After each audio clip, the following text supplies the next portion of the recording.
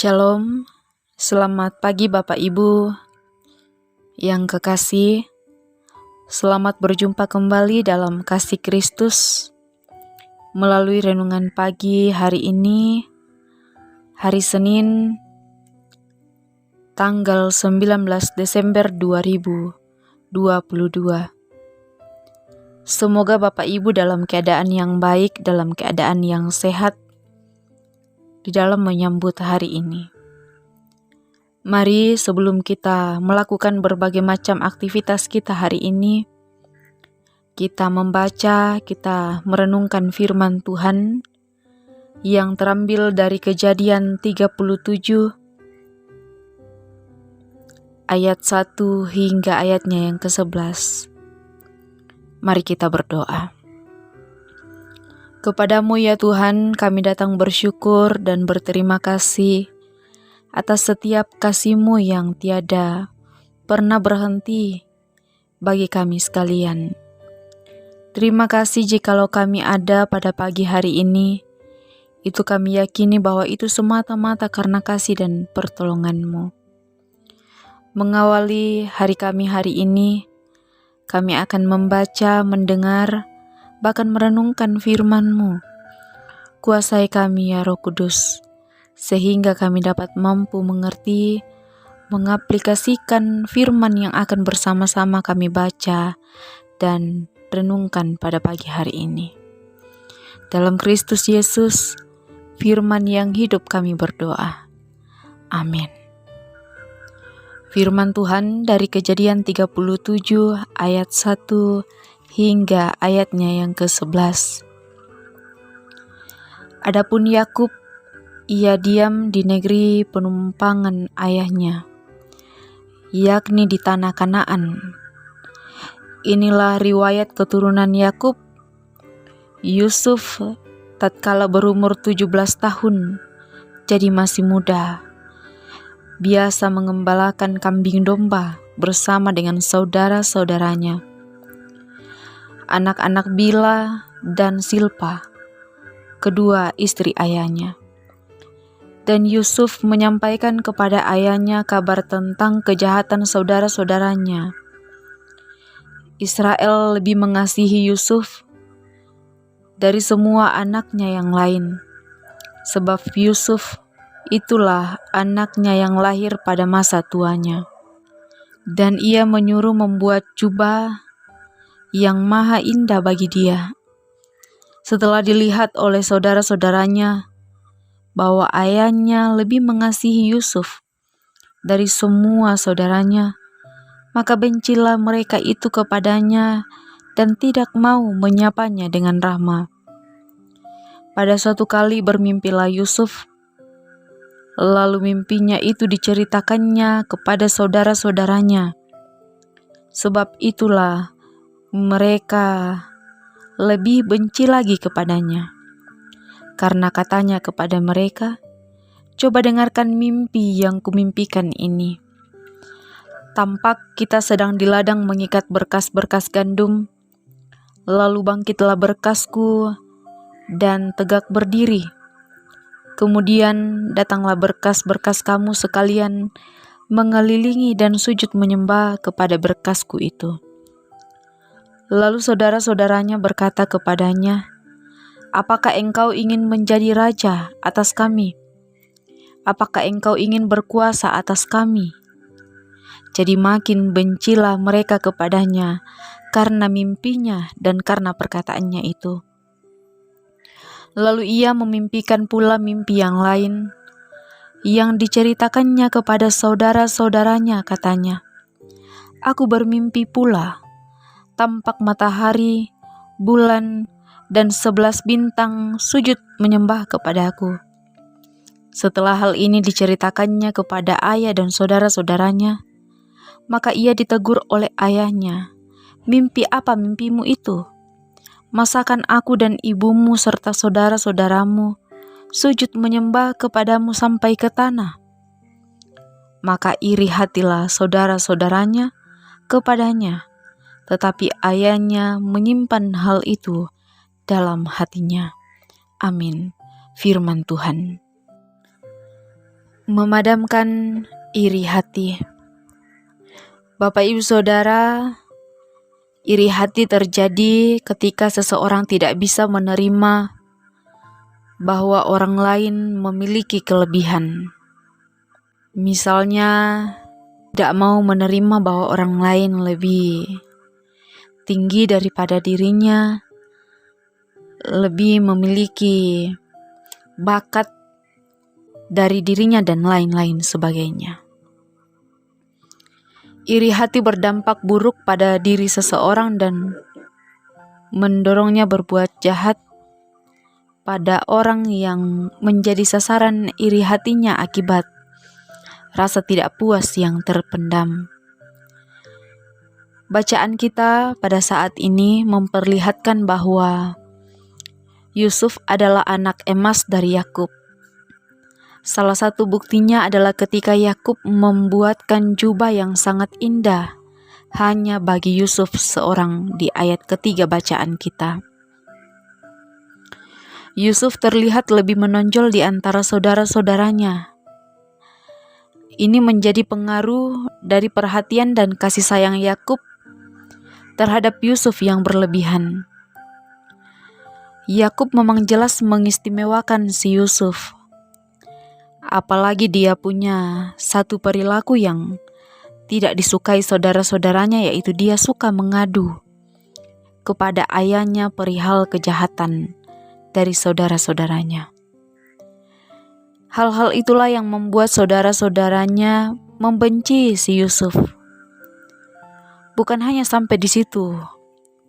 Kebencian, iri hati pun semakin menjadi-jadi ketika Yusuf menceritakan mimpinya kepada ayahnya dan saudara-saudaranya.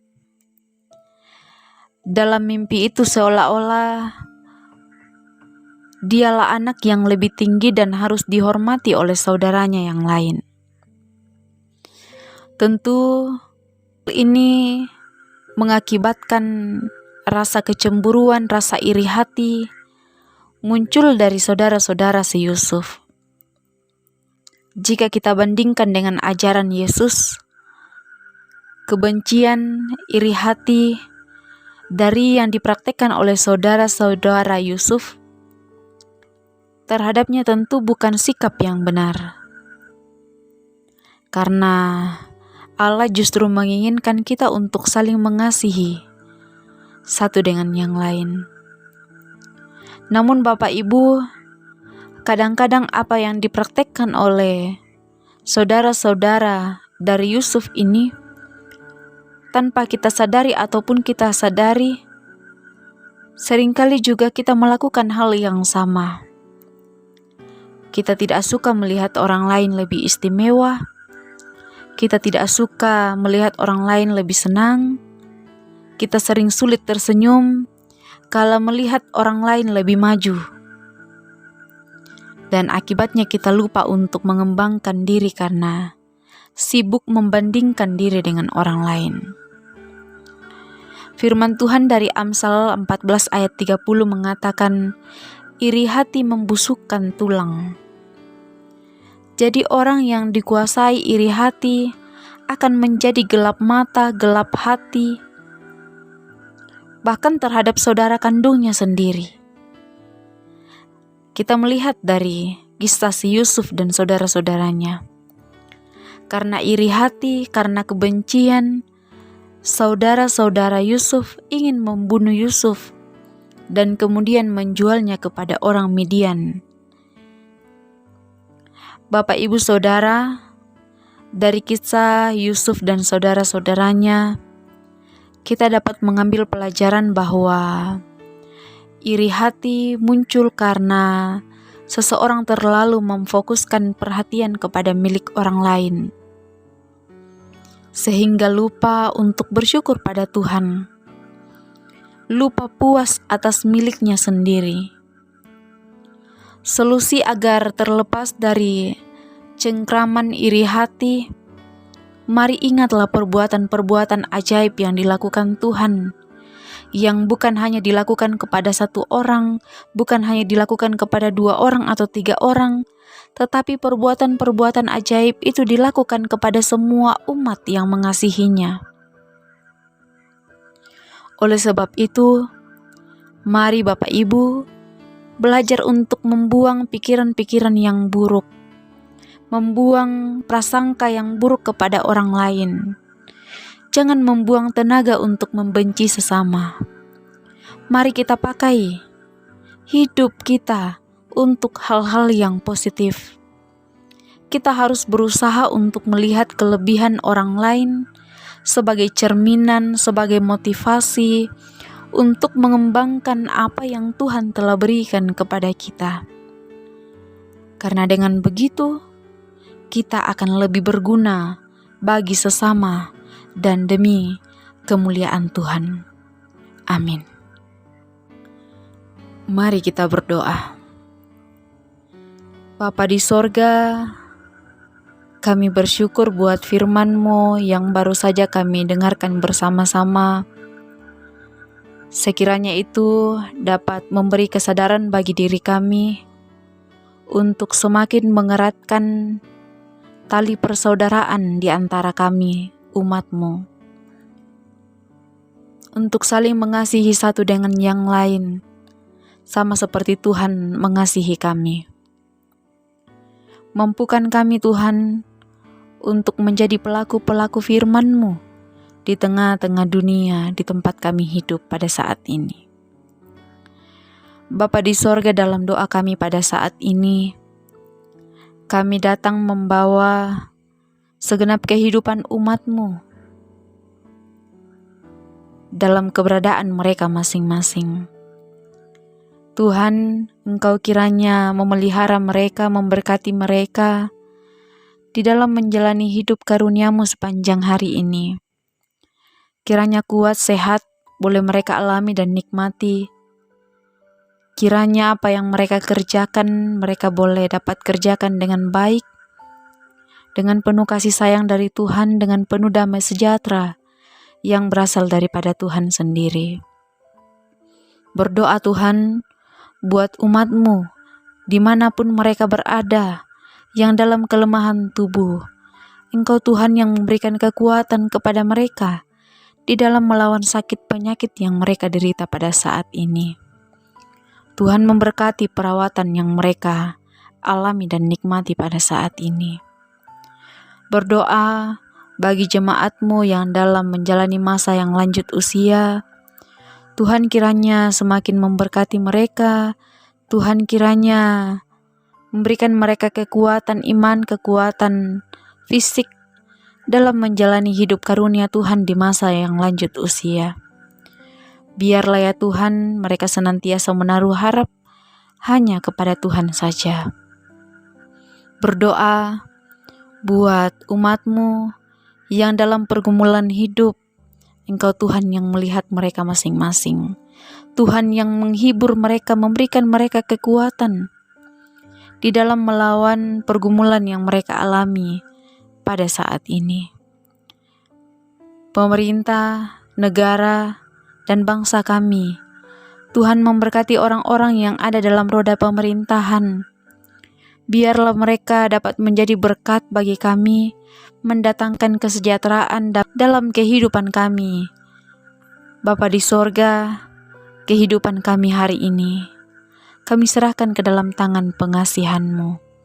Ampuni segala dosa dan kelemahan kami, dalam Kristus Yesus, Tuhan dan Juru Selamat kami yang hidup, kami berdoa. Amin.